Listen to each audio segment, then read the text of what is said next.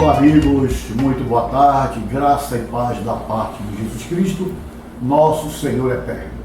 Estamos voltando a nos comunicar neste dia, já quase noite, do dia véspera de domingo, da nossa segunda lição da Escola Bíblica Dominical. Antes de nós adentrarmos no assunto do estudo da nossa lição, queremos pedir para você nos acompanhar, se inscrever no nosso canal, tanto no Facebook quanto no YouTube. AD faz AP, Assembleia de Deus de Fazendinha AP, AD faz AP, ok? Muito obrigado. Senhor nosso Deus, nosso Pai, estamos iniciando o estudo da segunda lição da Escola Bíblica Dominical. Senhor amado, abre o nosso entendimento, a nossa mente, e que a comunicação desse estudo possa encontrar guarida nos corações, atingindo os nossos ouvintes nos seus respectivos lares, em nome de Jesus. Amém. Meus queridos, estamos estudando o livro de Efésios, um dos grandes clássicos escritos pelo apóstolo Paulo. E na lição que nós estamos estudando do dia 12, no caso de amanhã, trata da sublimidade das bênçãos espirituais de Cristo. O texto áureo encontra-se em Efésios, lógico, capítulo 1, versículo 3, que diz assim: Bendito o Deus Pai de nosso Senhor Jesus Cristo, o qual nos abençoou com todas as bênçãos espirituais nos lugares celestiais em Cristo. A verdade prática, Deus nos elegeu ou nos escolheu em Cristo antes da fundação do mundo para que desfrutássemos das bênçãos espirituais. Em primeiro lugar, as bênçãos espirituais.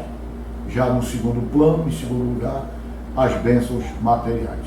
Louvado seja o nome do Senhor.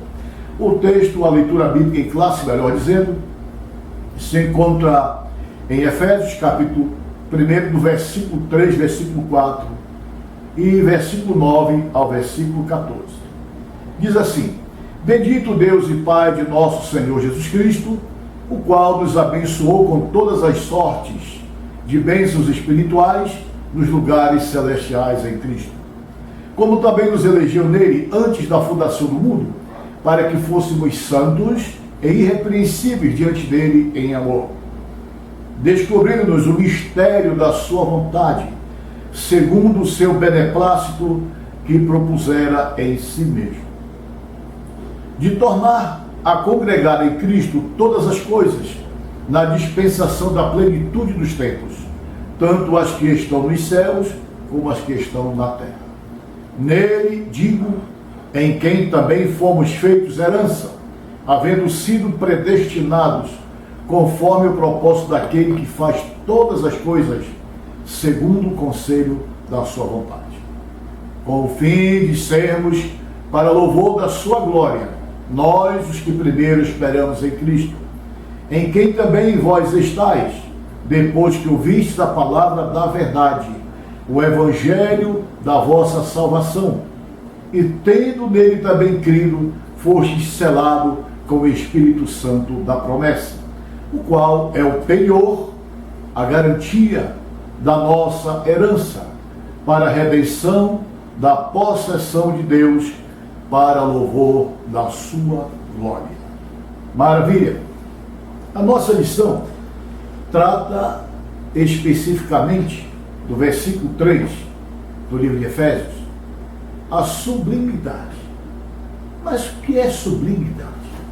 Podemos descrever: é o efeito de tornar as coisas inigualáveis, grandiosíssimas. Do ponto de vista humano, parece-nos não entender essa questão da sublimidade. Mas é algo que transcende o nosso entendimento, a nossa própria fé na condição de ser humano, porque está nos anais celestiais, está no mistério de Deus, tornar público a cada um de nós e tornar notório as nossas vidas em particular essa condição que Deus nos dá de nós podermos nos doar a Ele em adoração e louvor, Ele que é digno de toda a glória. Louvado seja o nome do Senhor. A sublimidade fala da grandeza desse amor de Deus para conosco, da grandeza inigualável, da soberania, um tamanho que nós não podemos medir. Olha, João, certa feita, disse: porque Deus amou o mundo de tal maneira. Olha, esse tal maneira ele se expressou grandiosamente, e a sua linguagem humana, a sua expressão humana não tinha como mensurar a grandeza da sublimidade, do amor de Deus em derramar as suas bênçãos sobre nossa vida. O comentário da nossa lição, nós vamos discorrer da seguinte forma. Primeiro momento, a introdução, que diz assim: nesta lição vamos abordar a grandeza, a excelência e a perfeição do projeto divino para conceder bênçãos espirituais aos seus escolhidos. Desde a eternidade, esse desde a eternidade é lá atrás, a eternidade de Deus, porque ele é de eternidade no passado à eternidade no futuro. Ele é Deus, Deus eterno. Desde a eternidade aprove a Deus executar um plano de restauração. Aí é que está a questão do mistério. Que mistério é esse que o apóstolo Paulo fala?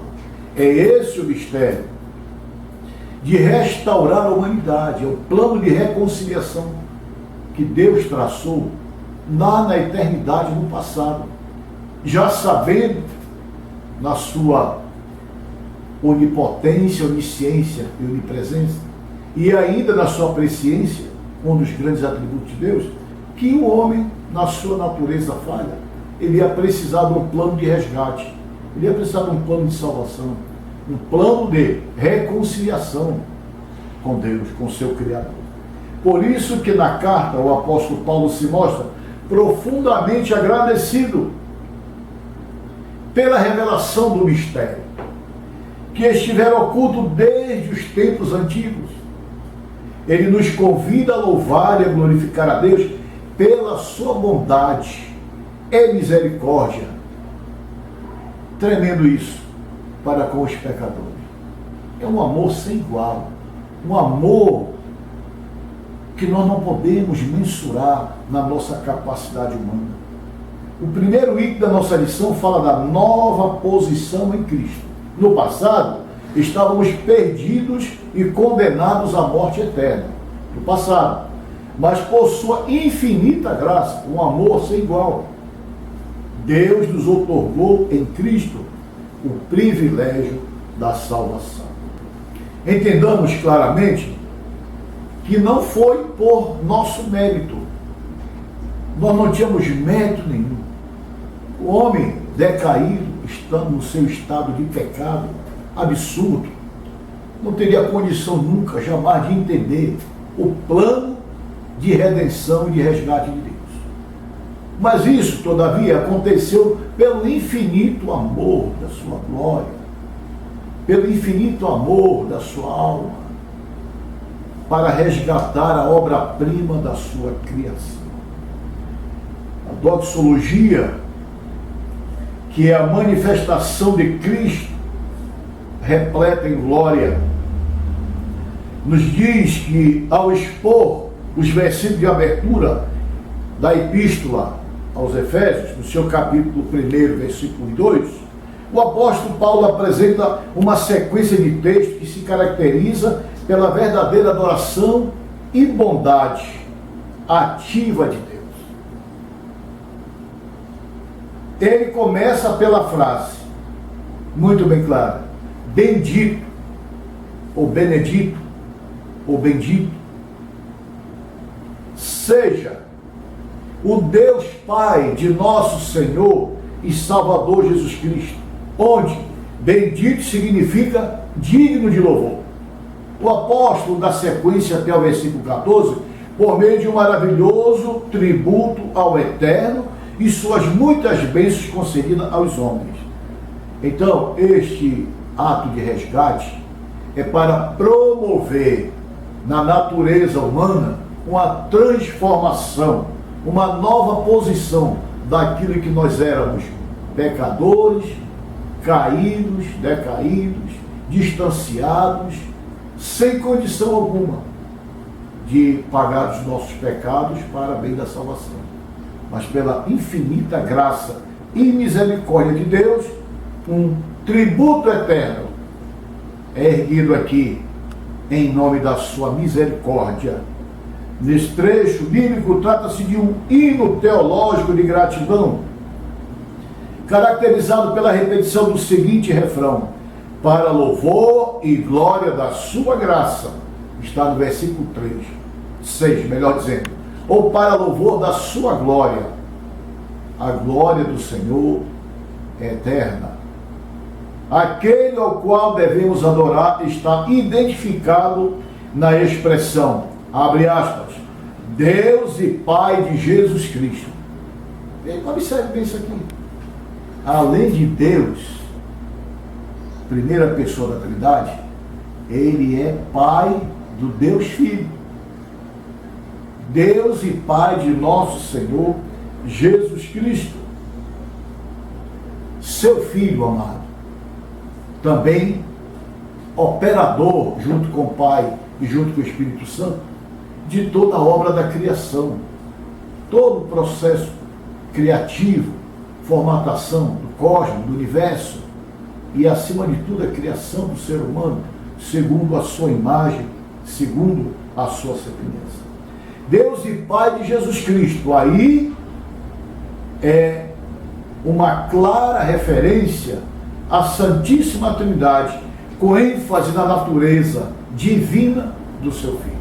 Está a natureza divina do Filho inserido no processo da Santíssima Trindade. Aí, segundo item, segundo ponto, melhor dizendo, as bênçãos espirituais. Obviamente que as bênçãos espirituais não são materiais. Espiritual é espiritual, material é material.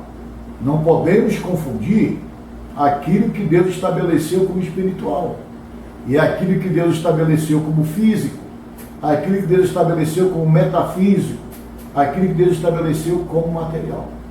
Há uma diferenciação lógica em tudo isso aí.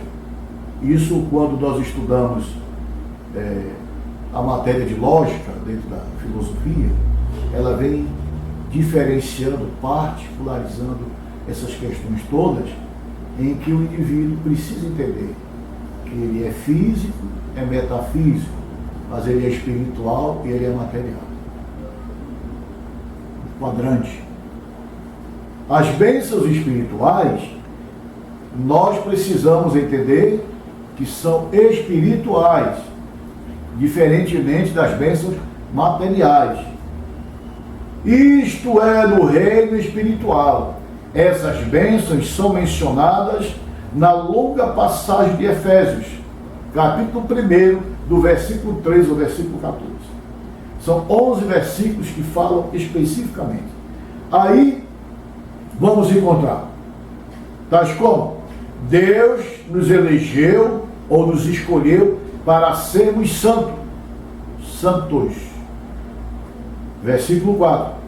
Predestinou-nos para sermos filhos. Versículo 5. Nos fez agradáveis para si. Versículo 6. Remiu-nos por meio do sangue de Cristo. Versículo 7. Acolheu-nos por sua própria vontade redentora. Do versículo 8 ao 12. Revelou-nos a palavra da verdade. A palavra da verdade. Versículo 13, parte A. E selou-nos com o Espírito Santo da promessa. Versículo 13, parte B. E ainda garantiu a validade desta promessa. Tais bênçãos provém de Deus, que planejou a redenção, do Filho que realizou e do Espírito Santo que garante. Essas bênçãos nos conduzem a exclamar como Paulo exclamou: bendito seja Deus. Aí está revelado o mistério o mistério que Paulo se refere. O mistério do resgate, do planejamento de Deus para resgatar o homem. No terceiro ponto, nós vamos encontrar a nova condição do ser humano diante de Deus.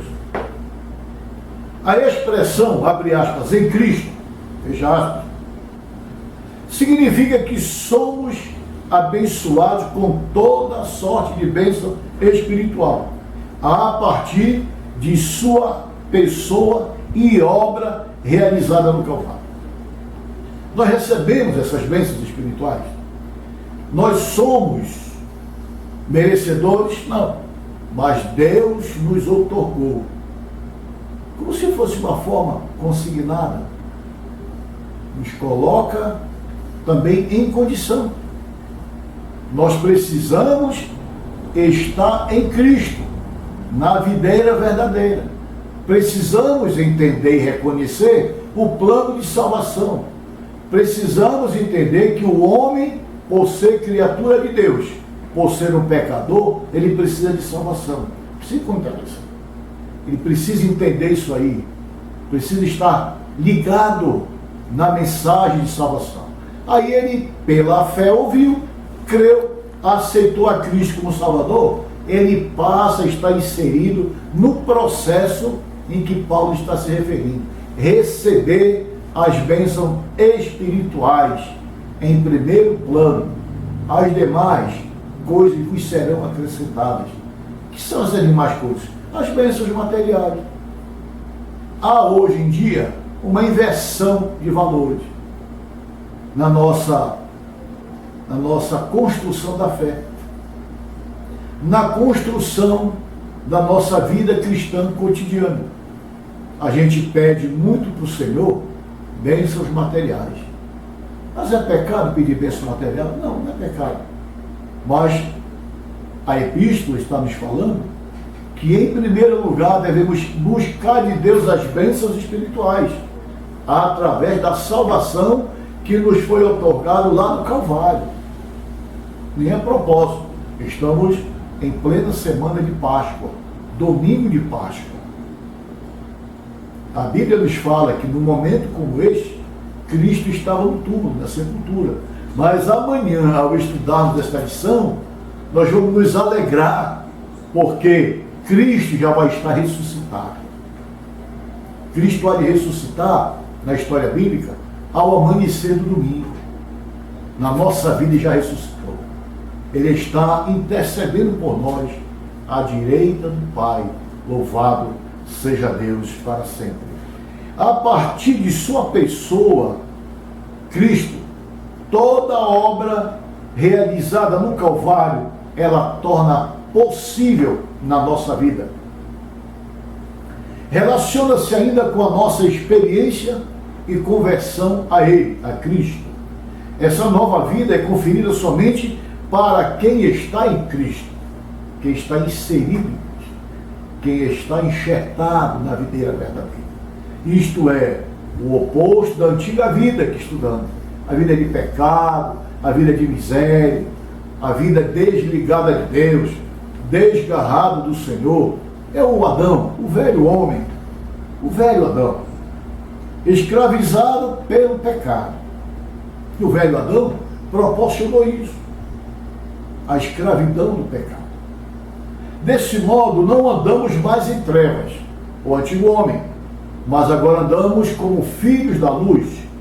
Portanto, nossa nova posição é caracterizada pela salvação em Cristo, e por isso desfrutamos de todos os benefícios advindos dessa redenção. Louvado seja o nome do Senhor para sempre. Adentraremos no segundo item, uma vida cristocêntrica neste mundo. Uma vida cristocêntrica neste mundo. Mas o que isso quer dizer? Embora o pecado tenha adentrado ao mundo, Deus projetou a primazia de Cristo na remissão dos pecadores e na restauração de todas as coisas para louvor de sua glória. Nós estamos no mundo, O mundo de pecado, para onde se vira, vai para frente, para trás, se desloca. Nós estamos no pecado. Porém, nós temos que viver Cristo. O mover da nossa vida é Cristo. O objetivo principal da nossa vida é Cristo. O nosso desafio neste mundo é viver com Cristo. Desafio ainda maior, viver para Cristo. Cristo é o centro da vida nossa, da igreja aqui na terra. No primeiro ponto, a revelação do mistério. Mistério, a gente já vem falando. A frase descobrindo-nos o mistério da sua vontade. Qual o mistério da sua vontade? Versículo 9 do primeiro capítulo de Efésios. Qual o mistério dessa vontade? Tão grande, que mistério é esse? Mistério do resgate, mistério da salvação, mistério da redenção. Tudo que Deus planejou ainda na eternidade lá atrás. Esse mistério agora revelado sinaliza a revelação da verdade que estava oculta aos santos de Deus. Essa verdade diz respeito aos decretos eternos que Deus planejara por sua soberana vontade com o propósito de salvar os pecadores. Então, está liberado há mais de 2000 anos. É a dispensação da graça, a maior dispensação da história bíblica é a dispensação da graça. Ou seja, a porta está aberta. Lá no livro de Apocalipse, Jesus Cristo se revelando ao apóstolo João, falou às igrejas da Ásia. E uma delas o Senhor falou: eis que ponho diante de ti uma porta aberta. É difícil, meu pensamento particular, que grifo meu, como é que muitas pessoas conseguem pregar dizendo que a igreja A é porta aberta, a igreja B é porta fechada, mas se o próprio Jesus Cristo instituiu a igreja como porta aberta. Eis que põe diante de ti, igreja, uma porta aberta, e ninguém pode fechar. Só Ele é quem vai fechar. A chave está com a igreja, a chave da porta, da graça. A graça, a dispensação, ela está liberada para todos aqueles que quiserem aceitar a Cristo como Salvador, que entenderem o plano e o projeto da salvação. Essa vontade divina é revelada segundo o seu beneplácito. Segundo o seu beneplácito. Aí, o apóstolo Paulo vem e nos fala ainda sobre a sua vontade, a vontade de Cristo, que foi executada segundo e conforme o seu desígnio no Calvário. O seu sacrifício não foi uma imposição. Você vai fazer isso. Disse: não, Pai, eis-me aqui. Eu estou disposto a participar deste sacrifício. O sacrifício do Filho amado, único. Diz a Bíblia que ele era unigênito do Pai. Unigênito quer dizer, além de filho único, tem a mesma genética. Unigênito do Pai, cheio de graça e de vontade, de bondade, de misericórdia, veio para oferecer sacrifício. E Deus já sabia tudo na sua preeminência. Aí vem a plenitude dos tempos. Na frente, Paulo revela que o plano divino é fazer convergir em Cristo todas as coisas. Isso conclui tudo o que foi criado por Cristo e para Cristo, e o que subsiste em Cristo. Implica dizer que todo o universo, céus e terra, estarão submissos à autoridade e soberania de Cristo. Está falando na plenitude dos tempos, no momento que vai acontecer. Tudo estará convergindo. Nós estamos vivendo tempos de pressa para que o projeto de Deus se conclua na terra, a começar pelo arrebatamento da igreja. Por um momento tão especial que a igreja no mundo está dizendo: Maranata, ora vem, Senhor Jesus. A plenitude dos tempos já vai começar a ser exercida por esse crente fiel que vai ser arrebatado por Cristo. Nesse sentido, a ruptura provocada pelo pecado de Adão, houve uma ruptura, processo, um desligamento, é restaurada completamente em Cristo, lá na plenitude dos tempos, lá no futuro, não muito distante, devo dizer. Todos os sinais já estão dizendo isso, que tudo já está pronto, se preparando para o tempo final. E vai chegar esse tempo da plenitude dos tempos. Tudo vai convergir, vai direcionar para o governo de Cristo. Todas as coisas, governos humanos, igreja, sistema diverso do mundo, estarão nas mãos do Altíssimo, estarão nas mãos do Rei dos Reis, Senhor dos Senhores, estará na mão do nosso Salvador, ele estará como Rei. Interessante isso. A plenitude dos tempos nos aguarda, mas nós já estaremos com Cristo, ao contrário de muitos que pensam que nós vamos passar aqui pela grande tribulação. Nós não entendemos isso. O crente fiel em Jesus Cristo, que espera Jesus voltar, diz a Bíblia que ele não passará pela grande tribulação. Senão não faria sentido, em hipótese alguma, o sacrifício de Cristo lá no Calvário. Ser torturado, mortificado, um projeto criado do céu, desenvolvido na terra, para execução e resgate da vida humana, e agora o homem ainda passar pela grande tribulação, não faz sentido. Então a igreja fiel ao Senhor, ela será arrebatada. Entrará um novo processo depois de quem ficar por aqui, lutando, brigando, fazendo uma coisa ou outra, mas vai chegar lá na frente a plenitude dos tempos. A igreja estará em glória com Cristo. Louvado seja o nome do Senhor. E todo o controle do mundo, do universo, de todas as coisas, da vida do ser humano, estará nas mãos de Cristo. Louvado seja o nome do Senhor. Terceiro ponto, louvor da sua glória. Aqui a palavra grega para tempos, da dispensação da plenitude, não é o cronos, que traz uma ideia de cronologia, o tempo determinado pelo homem, estudo do homem. O tempo que está falando da plenitude aqui é o tempo kairos, o tempo de Deus, o tempo indeterminado, que se refere ao tempo divino do próprio Deus.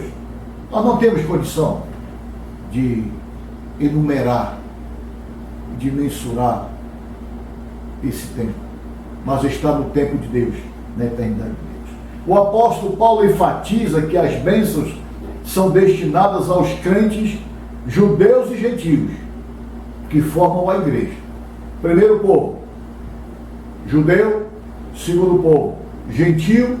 E há um terceiro povo formado, chamado igreja. Igreja, terceiro povo, é a junção de judeus e gentios que se convertem a Cristo. É a igreja. Paulo muda de pronome.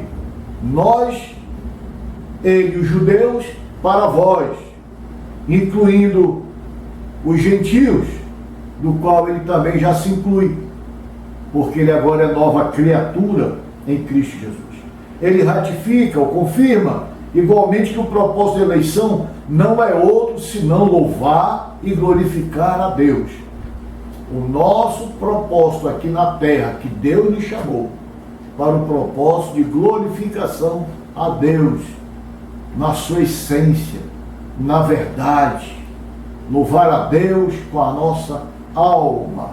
Isso assinala não somente adorá-lo com palavras e ações, mas também levar a outras pessoas a mensagem do Evangelho e fazer com que essas pessoas o adorem em verdade, um louvor e uma adoração que chega a atingir a alma de Deus. O terceiro item fala do Espírito Santo, a terceira pessoa da Trindade. O Espírito Santo, o penhor da nossa herança. Penhor da nossa herança. Penhor é o empenho garantido, sustentado, que dá garantia absoluta. A nossa herança que Deus nos deu, através de Cristo, que é a salvação eterna, ela precisa de um selo, de um penhor, de uma garantia. Ah, mas eu recebi no Calvário. Recebeu a salvação, o Espírito Santo te dá a garantia. É o penhor, é o selo.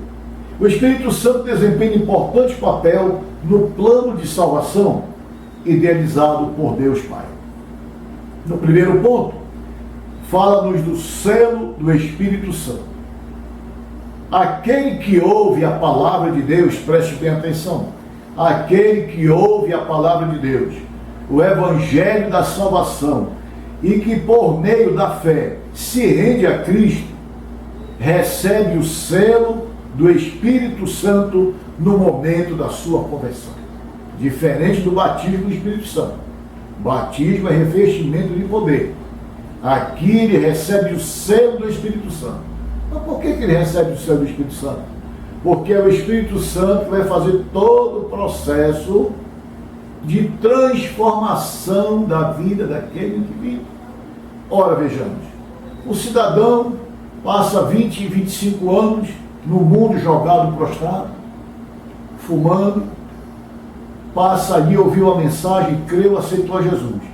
Ao caminhar para casa, dá uma vontade de fumar tremenda, vai dar uma vontade de tomar uma bebidinha, aquele negócio, e até mesmo coisas maiores. Mas aí o Espírito Santo, o selo, o penhor que já entrou na vida dele, vai começar a fazer a limpeza, vai trabalhar na mente dele, convencendo a mente dele, a mudança.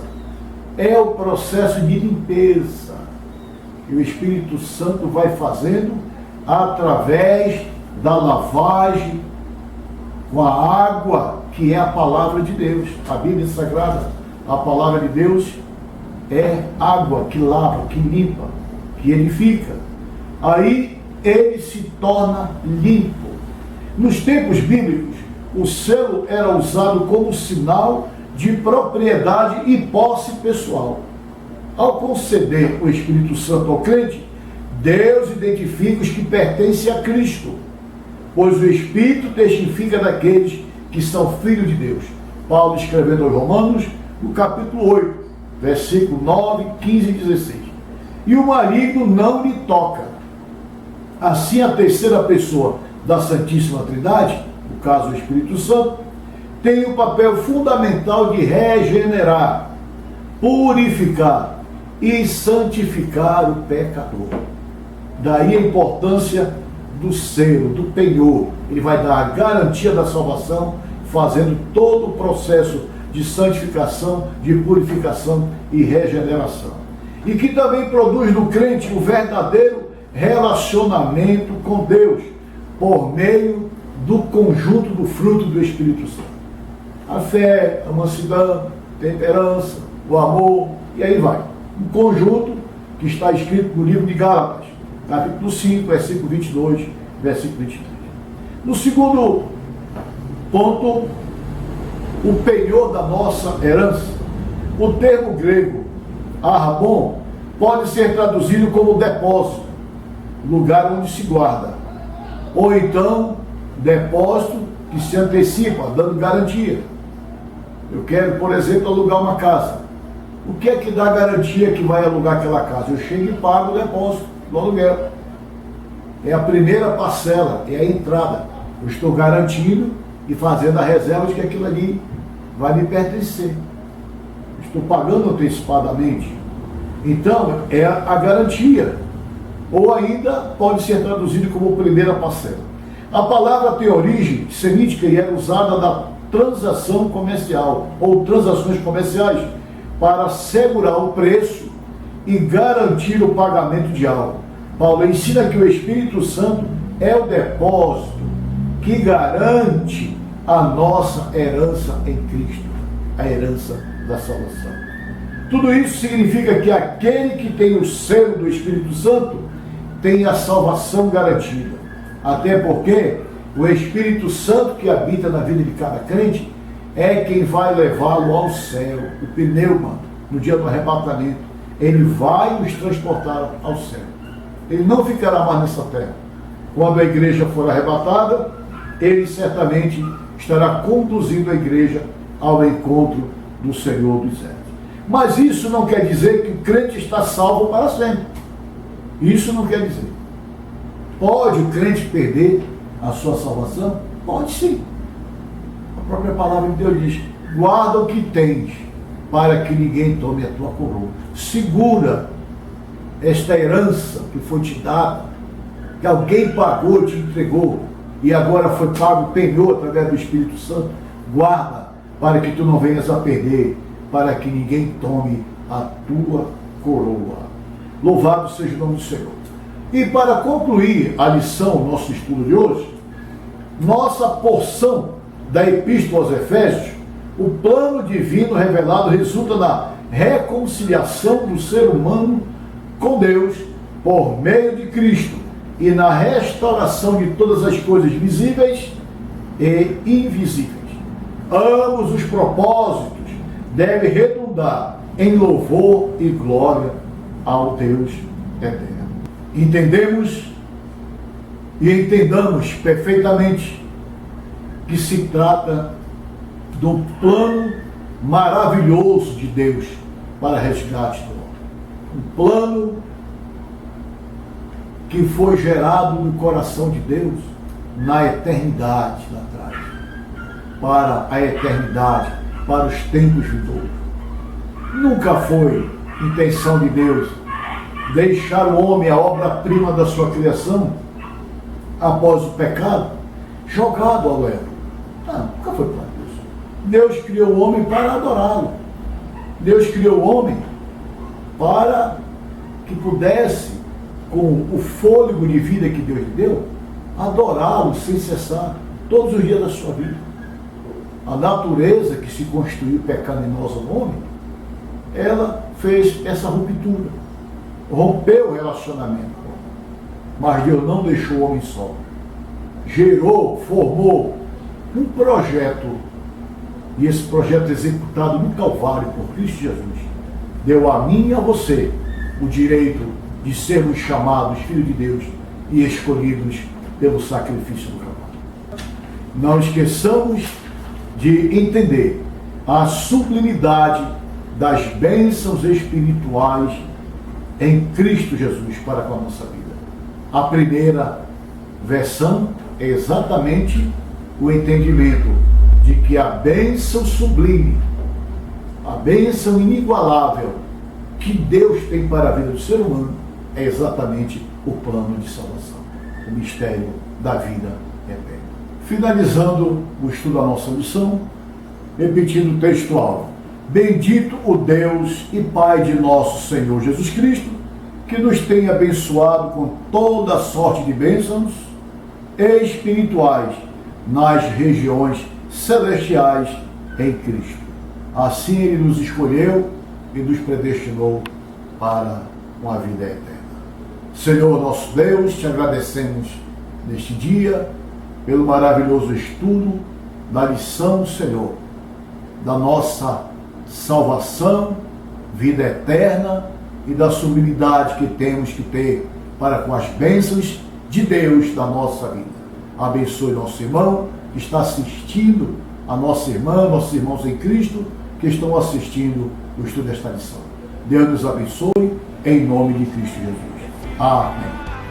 Vem tomar a direção, vem mostrar o teu poder.